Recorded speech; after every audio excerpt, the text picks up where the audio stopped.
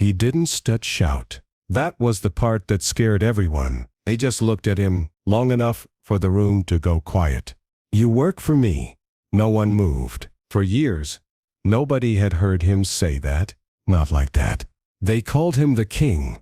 But kings sign contracts, and contracts have fine print, and fine print has chains. He knew that. He just never said it out loud. Until that night. The room smelled like cigarette smoke and expensive cologne. Colonel Parker leaned back, confident. He always leaned back when negotiations were over. And negotiations were always over. Because Elvis didn't negotiate. He performed. Parker negotiated.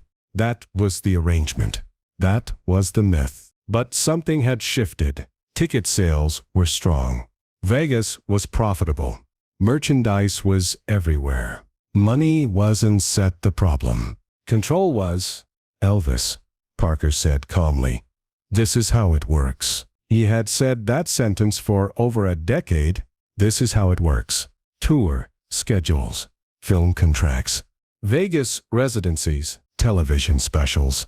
This is how it works. And Elvis nodded. Until he didn't sit. You said I set tour overseas. Silence. Parker's jaw tightened. That sip's complicated. It wasn't that complicated. It was taxes. It was immigration status. It was secrets. Secrets Parker never fully explained. And Elvis was starting to understand that complicated meant no. For years, he had defended Parker to friends, to musicians, to himself.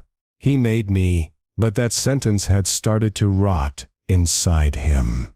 Made me, or managed me, built me, or owned me. He stood up, not dramatically, not like a movie, slow, measured.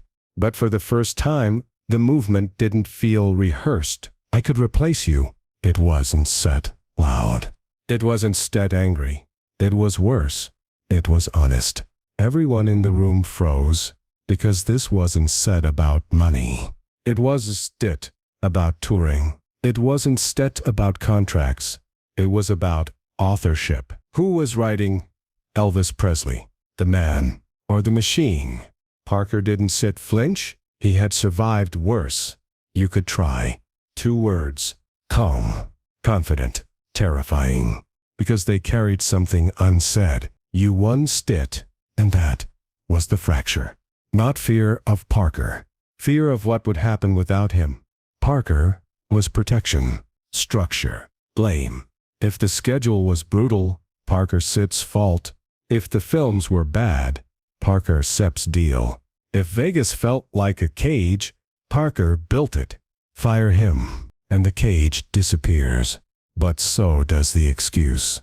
That's Sip's what really scared him. Responsibility. If he fired Parker, every decision after that would be his. Every failure would be his.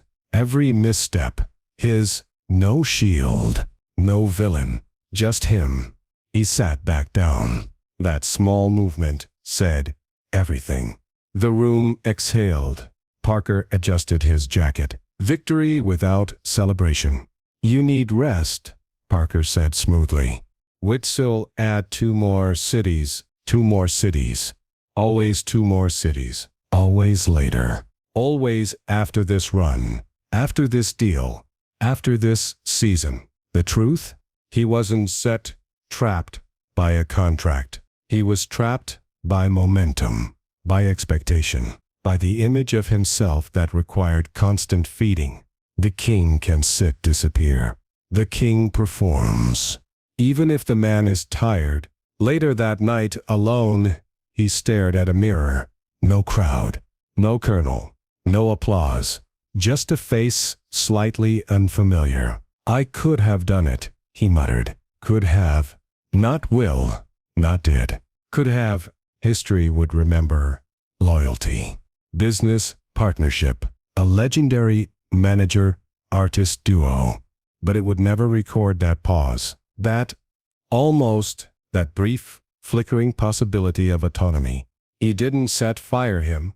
And maybe he couldn't Because firing Parker would mean killing the version of Elvis that Parker helped create, and legends are hard to assassinate, even by their own hands. Years later, people would debate. Was he controlled?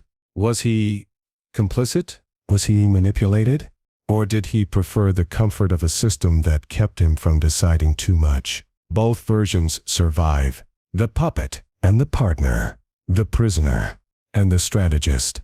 That night, nothing changed. Contracts stayed signed.